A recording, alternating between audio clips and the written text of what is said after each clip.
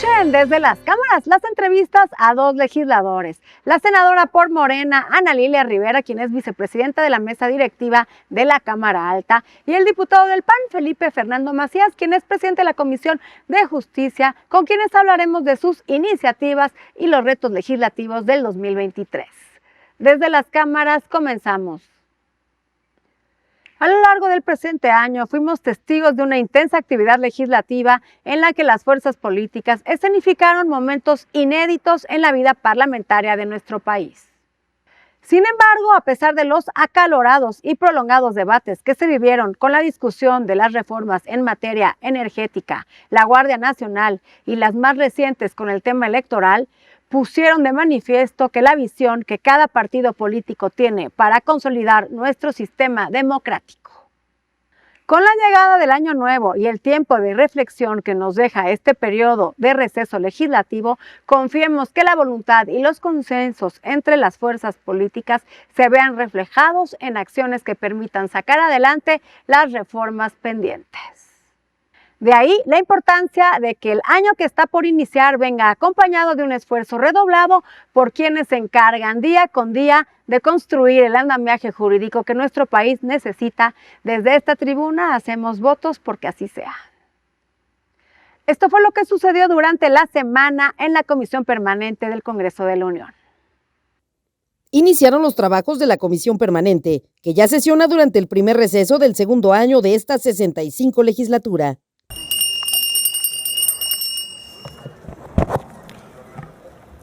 Antes de abrir formalmente la sesión, aunque sé que cada una y cada uno de ustedes está aquí por su propio derecho, quisiera no obviar la cortesía de darles la más cordial bienvenida a esta Cámara de Diputados, especialmente a las senadoras y senadores y, por supuesto, diputadas y diputados integrantes de esta comisión permanente. Se integraron las comisiones de trabajo. Presiden la primera comisión el diputado Pablo Amílcar de Morena, la segunda la senadora Beatriz Paredes del PRI y la tercera el diputado Iván Arturo Rodríguez Rivera del PAN. Además, se buscó votar de urgente y obvia resolución el nombramiento del embajador de México en Canadá. Sin embargo, no se alcanzaron los votos necesarios. Señor presidente, se emitieron 18 votos en pro, 16 votos en contra y una abstención. Por lo tanto, no hay mayoría calificada. En consecuencia, túrnese a la segunda comisión de trabajo de esta comisión permanente. Finalmente se remitieron a la segunda comisión de trabajo los nombramientos que hizo el Ejecutivo Federal para ocupar las embajadas de México en Canadá, Panamá y Finlandia.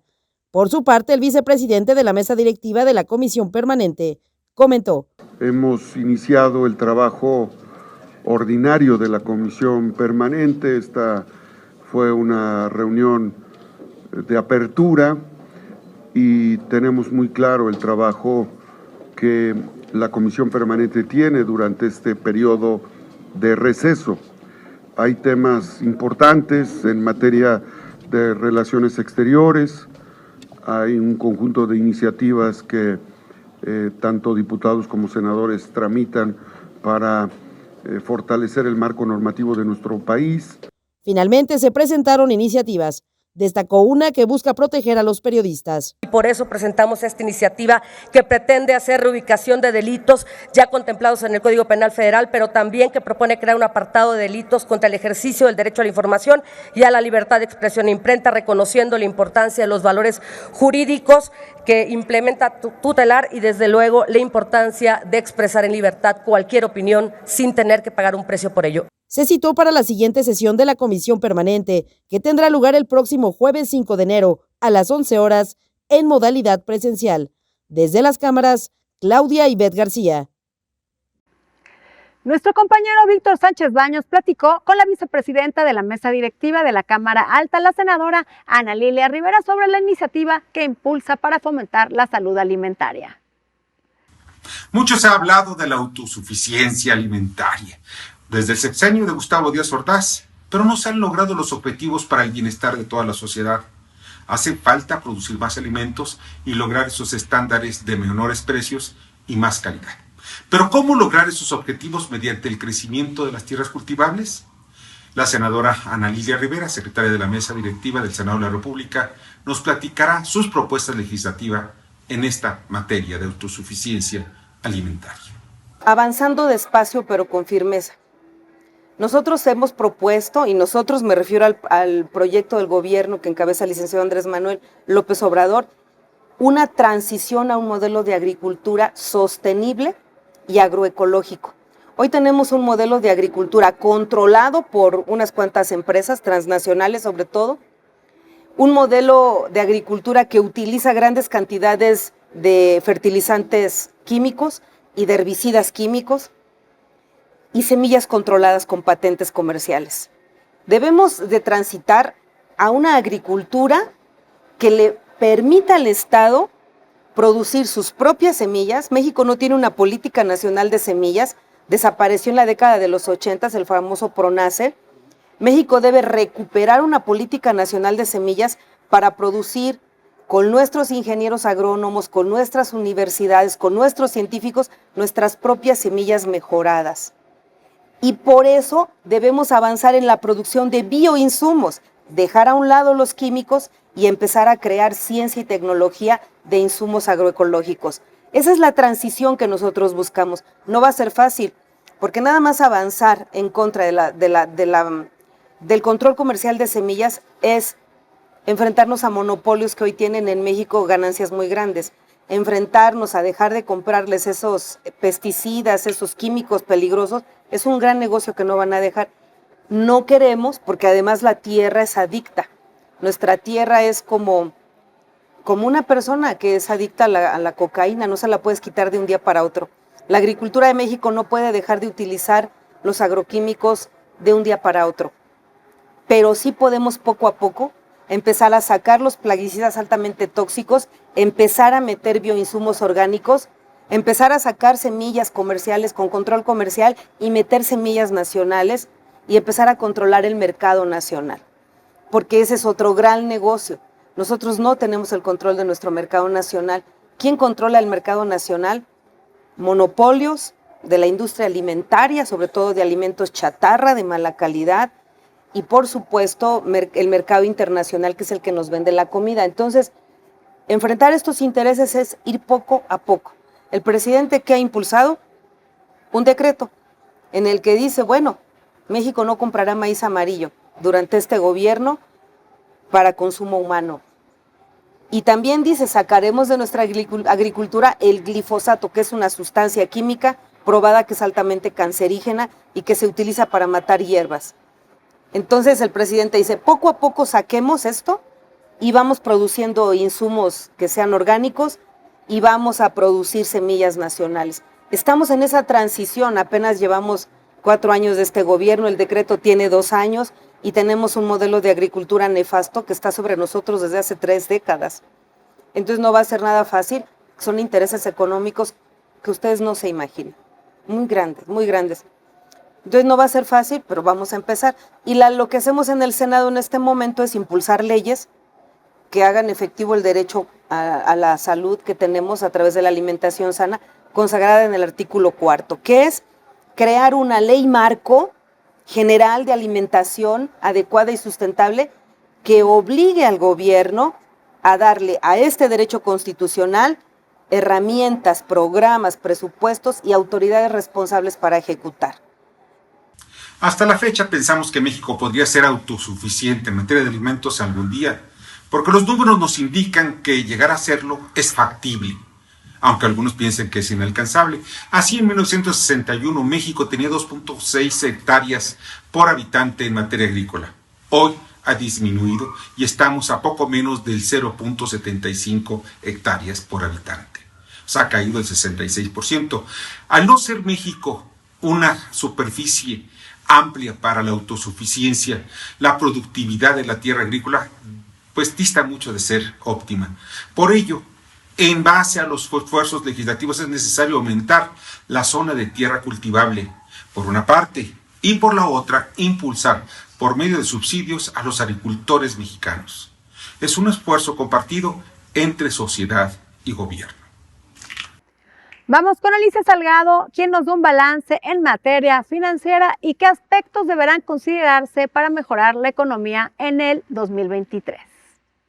Pues fíjate que quedaron finalmente pendientes los nombramientos de los magistrados del Tribunal de Justicia Fiscal y Administrativa, e inclusive el presidente presidenta, después de todo lo que la crítica que se armó en torno a la forma en que se estaba direccionando a alguien que era poco preparado, pero pues lo más confiable para el Ejecutivo.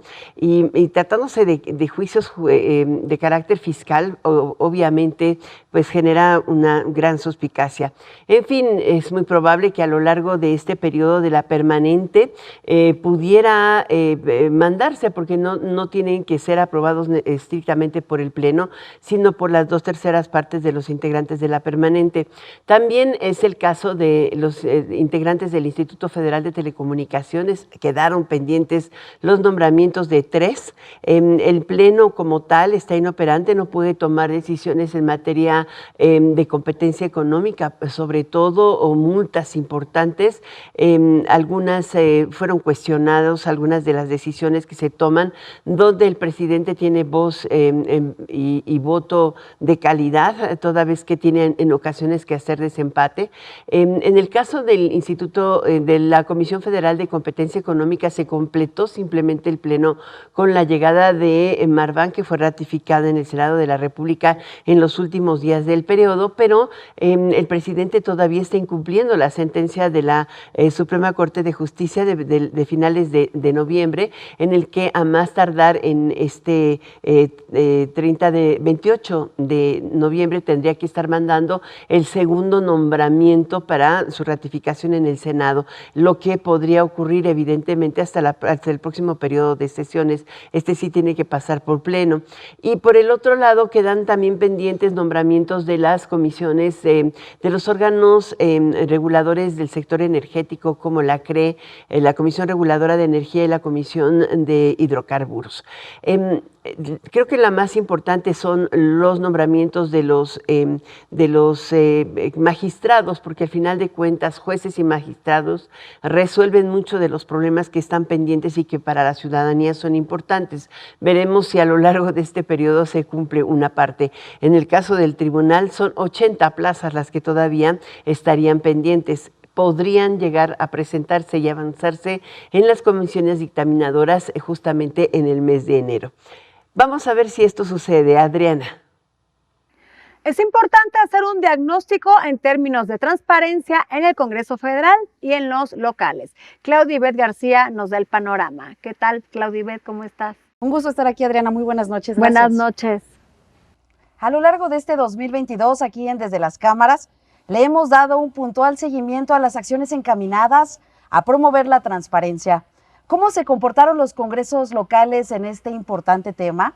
¿Qué tan accesible o inaccesible es la información y el trabajo que realizan nuestras diputadas y diputados locales? En el ranking de transparencia que nos permite medir quiénes fomentan prácticas de parlamento abierto, se encuentra en primer lugar el Congreso de Guanajuato. ¿Por qué encabeza este Congreso la lista de transparencia parlamentaria?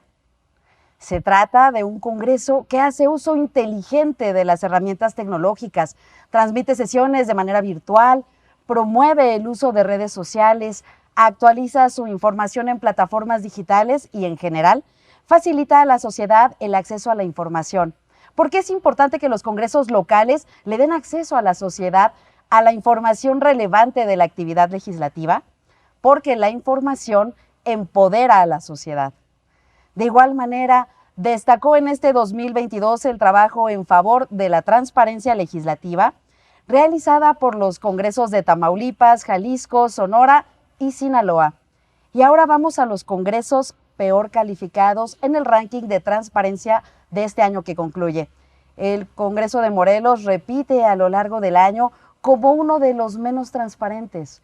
En los últimos lugares durante este 2022 también se encontraron los congresos de Nayarit, Tabasco, Aguascalientes y Guerrero.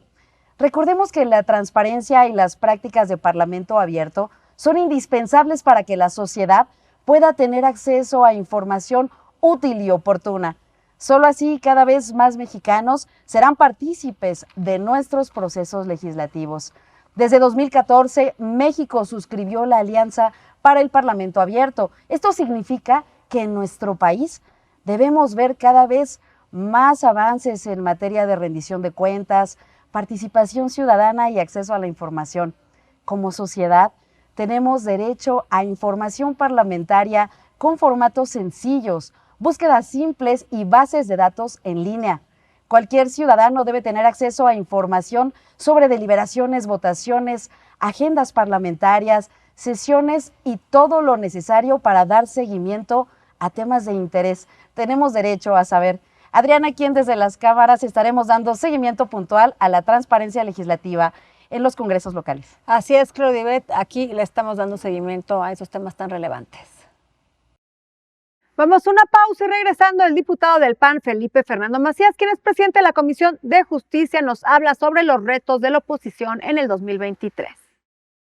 Y lo que aprobamos precisamente fue la obligación de generar esta atención especializada, estos protocolos específicos, para que inmediatamente cuando se tenga conocimiento de que una mujer ha sido violentada, se activen las medidas de precaución, las medidas de defensa para las mujeres y que siempre sean atendidas con toda prontitud.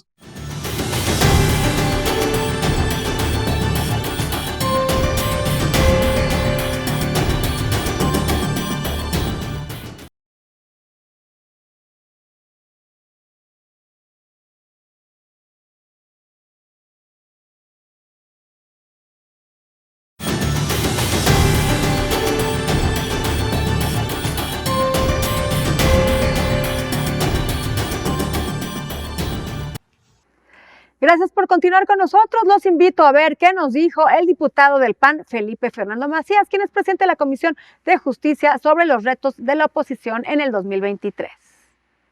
Oye, pues platícame, ¿cuáles fueron los avances que tuvieron en el último periodo ordenado de sesiones la Comisión de Justicia de la Cámara de Diputados?